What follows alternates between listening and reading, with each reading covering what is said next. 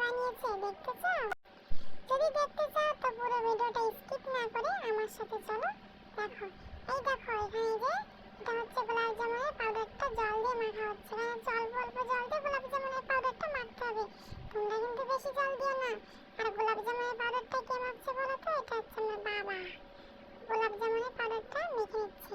মেখে এই যে এটাকে 1 ঘন্টা রেস্টে দিতে হবে। এটাকে 1 ঘন্টা রেস্টে দেওয়ার পরে তারপর কিন্তু এটাকে হাত দিয়ে এভাবে ডলে ডলে মাখতে হবে। এটাকে যদি ভালো করে না মাখানো হয় তাহলে যখন গোল গোল করা হয় তখন কিন্তু ফেটে যাবে। আর এদিকে আমার মা চিনির যে রসটা হয় সেটা বানানোর জন্য বড় একটা হাঁড়িতে এখানে জল বসিয়ে দিয়েছে চিনি দিয়ে। এবার এটাকে জাল দেবে। ভালো করে জাল দিয়ে চিনির রসটাকে কিন্তু গাঢ় করে নিতে হবে। বেশি করে চিনি দিতে হবে। রসটা যদি গাঢ় না হয় তাহলে কিন্তু রসগোল্লার কোনো স্বাদই পাবে না। আর এই যে দেখো কতটা পরিমাণ চিনি দিয়েছে। এবার এটাকে ভালো করে জাল দিতে হবে। আর এই দেখো এদিকে আমি ঘুমাচ্ছিলাম সেই ফাঁকে এই যে মা বাবা দুজনে কি শুরু করে দিয়েছে। এই যে একজনে গোল গোল করছে আর একজনে হাত দিয়ে মিখে মিখে নিচ্ছে। আমি ঘুমাচ্ছি সেই ফাঁকে একটা কাজ করছে। ঠিক আছে ঠিক আছে, আজকে করে নাও। আমি কিন্তু আর দুপুরে ঘুমাবো না। তোমরা কোন ফাঁকে কি করো আমি কিন্তু ঠিকই দেখে নেব। যাই হোক, এই দেখো গোল গোল পাকানো হয়ে গেছে। ওরে বাবা, এগুলো আবার কি? এগুলো তো হচ্ছে সেই জিলাপি। জিলাপিও হয়েছে নাকি? ঠিক আছে, বানিয়ে নাও। আমি ঘুম থেকে উঠি তারপরেই খেয়ে নেব।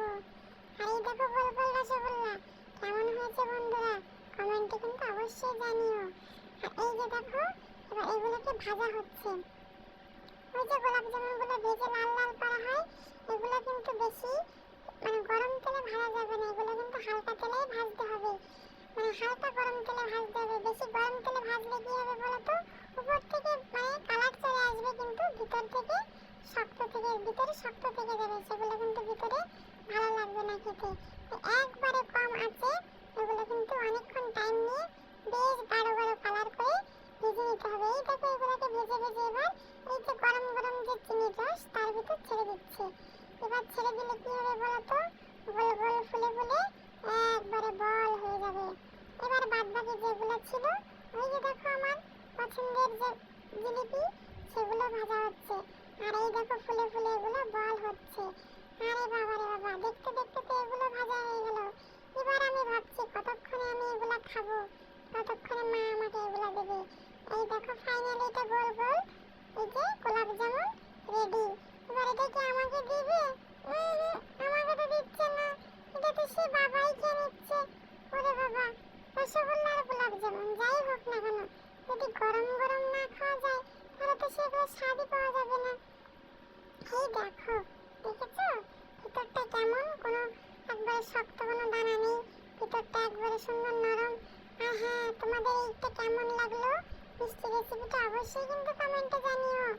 আমার কিন্তু ভীষণ ভালো লেগেছে। আর এই দেখো কত সুন্দর নরম নরম। এটা আবার কে খাবে বলো তো? ওই দেখো বাবা খেয়ে নিল, আমাকে তো দিলই না। তো যাই হোক, কেমন লাগলো ভিডিওটা অবশ্যই কমেন্টে জানিও। আমার বাবার কিন্তু খেয়ে দারুণ লেগেছে। এবার কিন্তু তোমাদের বলবে তোমরা বাড়িতে বানিয়ে খাও। আর এবার কিন্তু টাটা বাই বাই বলে দিচ্ছে। কেমন লাগলো ভিডিওটা জানিও।